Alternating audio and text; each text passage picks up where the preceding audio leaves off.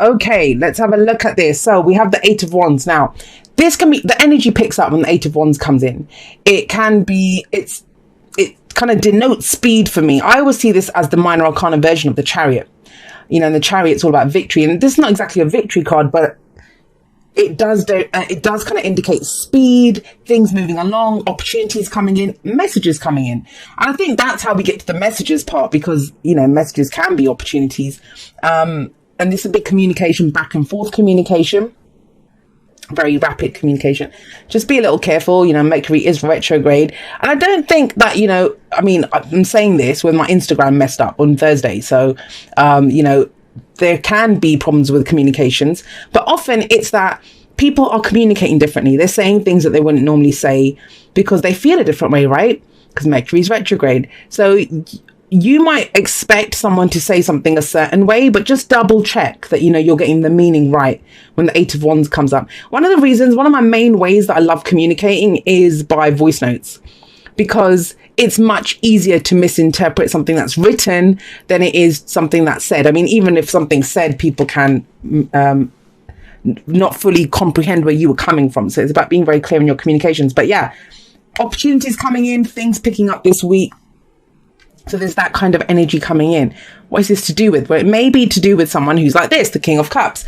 So it could be water energy, Pisces, Cancer, Scorpio. Doesn't have to be, right? They don't own the cards. They just lend their energy to it. And I do love the King of Cups because he is very nurturing, very caring, he's very kind of family energy, you know? He's romantic. He knows how he feels, but he is a king. And kings have reached mastery of this. So he has great control over his emotions. Not so much like the King of Swords. I mean, the King of Swords, he has emotions, but he just ignores them. He concentrates on the logic. This guy doesn't ignore his emotions, but he doesn't always express them until he's ready to. So there is that energy with the King of Cups, you know, he's going to bide his time. This could be someone that, you know, who has immense feelings for someone, but they're not saying it. Is that you, Leo? Is that you? I don't know, though. I'll be honest, because obviously, first of all, it's a general, so the energies can go both ways. But with this coming up, communication, and with some of these other cards, have a look how many cups came up. There is confusion that comes out of this, and I'm jumping ahead, but it's underneath him. So I feel kind of actually that the secrets do come out here, but we'll see. And it's to do with something from the past. The Ten of Cups comes up here. Now, this might be your idea of what the happily ever after looks like, right? Happy families, the white picket fence, or whatever it is that denotes your complete heart's contentment. Now, some of you might have felt that you had this in the past, and for whatever reason, it's gone. You know, it's gone. I'm going to read these two together, actually, because this is the present. We have the Six of Cups here. Because the Six of Cups, it's about thinking back to a time when you were happy, when you were truly happy, which would have been that. So these two cards, they work really well together. And he's even looking towards this, right? So this could be someone from that you've known before, that you had feelings for in the past. Maybe they weren't communicated, or that they never told you how they felt. And I know I'm going it's a general reading, and it's supposed to be general, and I do usually stick to the general energies, but guys, it is kind of looks that way, right? Now, you're happily ever after, it can be in a work situation, but you apply that energy as it is. I can only go for the main story. As you guys have seen in previous weeks, I can go a number of different ways, but then I'd need like 2 hours for each video to give every single outcome. That's why I try to concentrate on just the energies. And that's how energies work, you know. We have the opportunity to use them in whichever way we want. So somebody's happily ever after might indicate some job that they want to work at, you know, and this is your heart's desire, but you've not really been fully exploring it or going for it, but you've known that this is what you want. But you kind of gave up on that dream because this is that happily ever, whatever that happily ever after is for you. And now maybe some communication comes in and you think, wow, I actually can work at that place. A dream that you had before, right? Looking back at that. So see, it can be used in other areas, but let's stick to, this is something that made you really happy in the past. That you might have thought this was your be all end all. It might have just been the concept, you know, of your happily ever after. But whatever the Ten of Cups shows, I mean, this can be families. I don't really like it when cards like the Ten of Cups or the Ten of Pentacles get linked totally to family situations. For some people, they can be, right? But the actual energy of the card is, what is it about that family? What is it about that? It's your heart's contentment. It's everything's complete. You know, you have the couple, you have the baby, usually you have like a beautiful house, the land, everything. All the cups are there, like the rainbow above them. It is the fairy tale happily ever after. For whatever reason, you're looking back at this. This could have been last week, last month, last year, whenever this was. And you're thinking back, you're looking back at this. Why? Did someone come back from that period in your life? And it could be a friend, could be a colleague, could be anyone. But Six of Cups can be the return of someone, could be a childhood friend. But normally the energy of the Six of Cups is nostalgia, just looking back. Now, I think you're looking back not of your own accord, not because, you know, you just decide to wake up and start, oh, wasn't that nice when I had this? Because of this. This is sat above it. So it's either going to be an opportunity that comes in now for a wish you had in the past. This is bigger than a wish. This was your everything you had. But for whatever reason, I don't know why it's in the past, why it's the foundation here. Because if it was still ongoing, wouldn't it be in the present or the future? So some opportunity comes in about this. Now, the thing is, with the moon coming here, it could be that you don't know how you feel about it. But with the King of Cups coming here, you do know how you feel about it. There's no way the King of Cups does not know how he feels. There's just no way. He might not be saying how he feels about it just yet, but he knows. So what does that mean? What does that mean for the moon card coming up as a future energy? Well, what it means is you're not sure you have all the information about this. You're not sure if it's too good to be true. You're kind of confused by whatever this is. Now, think about it. You know, if someone from your past is messaging you, they obviously might be that thing of, why is this person messaging me after so long? Like, you know, this is kind of weird. What do they want from me? It could be that. Or like I said before, like a misunderstanding with what was said. Or if you even want that old dream that you had in the past, is it something that you still want? Yeah, you're looking back and thinking that was great then, but does it work for you now? And the moon shows all of that, you know, confusion, illusion. There's secrets here. And the thing is, he is secretive as well. He can be. I know a lot of people don't see him like that. I don't think he's mean. I think he's, you know, that whole still waters run very deep with the King of Cups. He's not ready to say how he feels until he's ready to say how he feels. What the moon says to you is, and if you can, the example I always give is if you're standing at, you know, the top of a street, you're looking down and there's moonlight, there's spots of moonlight, you can see bits, but there's parts in shadow. And it is a card of illumination like the sun. However, we don't look at what's revealed to us. We look at what's not revealed, what's in the shadows.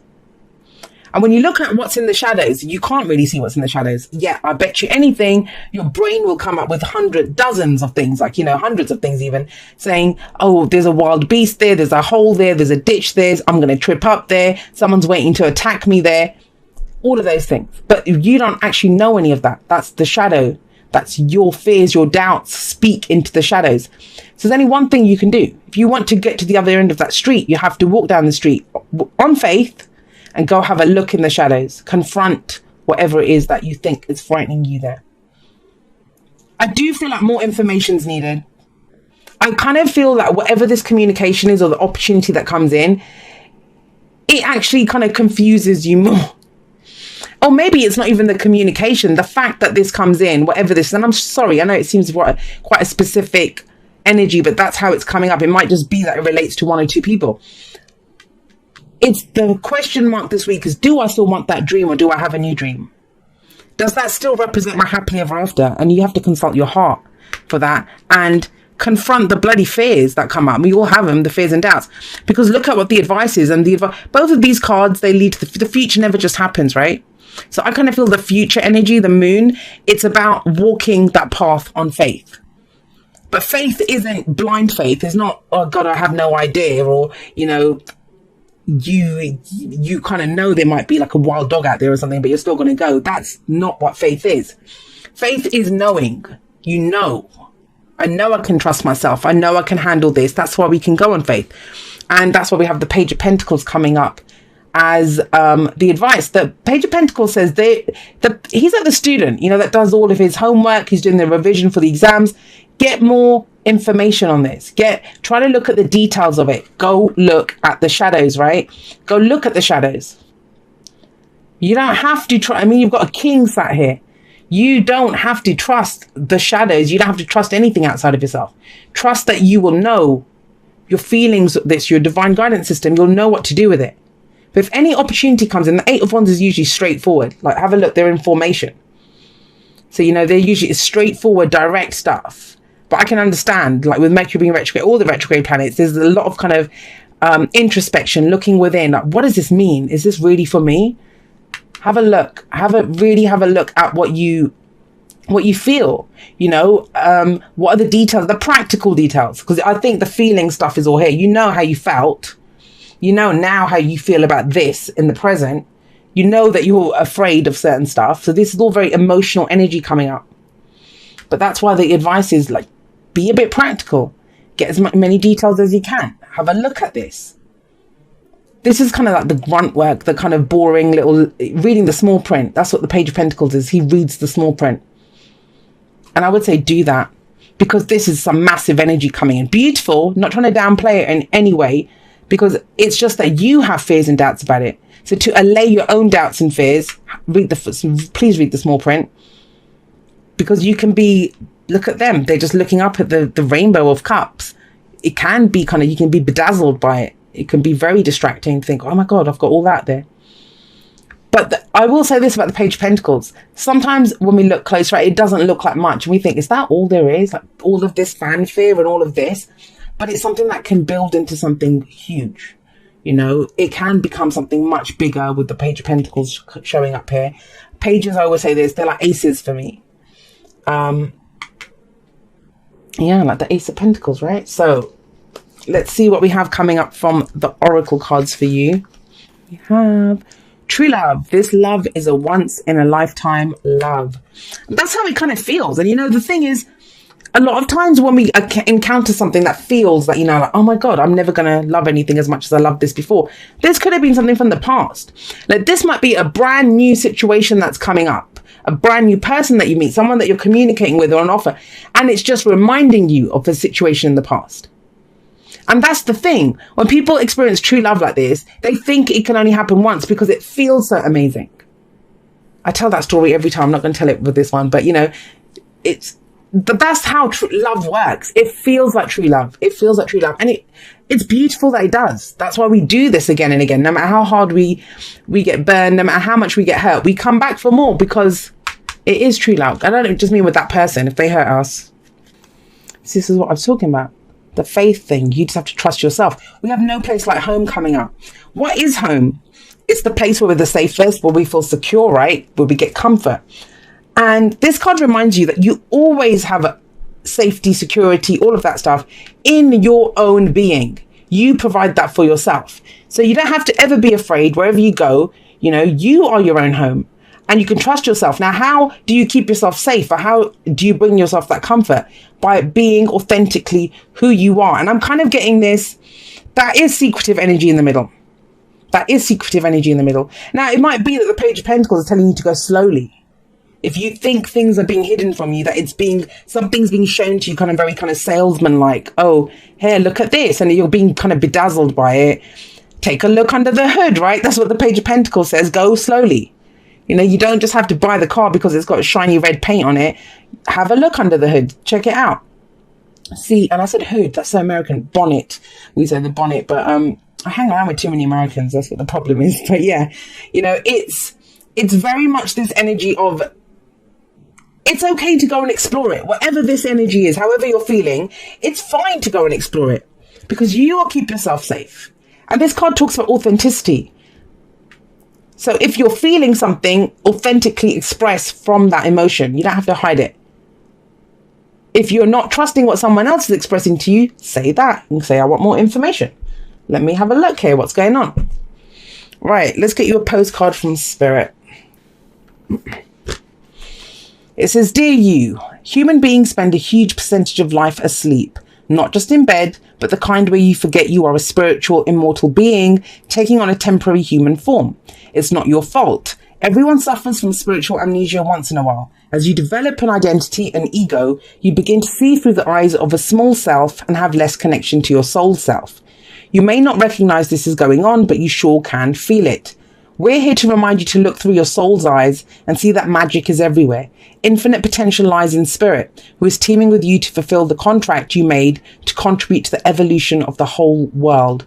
Wake up and remember that all the help you need is orchestrated in the invisible realms. Your mind, in alignment with divine intelligence, is unstoppable. The world is yours to co-create. You are so loved and we are all behind you. And I'll say this. I mean, I know wands for me, that's the energy that we put out into the world. So that is kind of manifestation energy, but you have that underlying.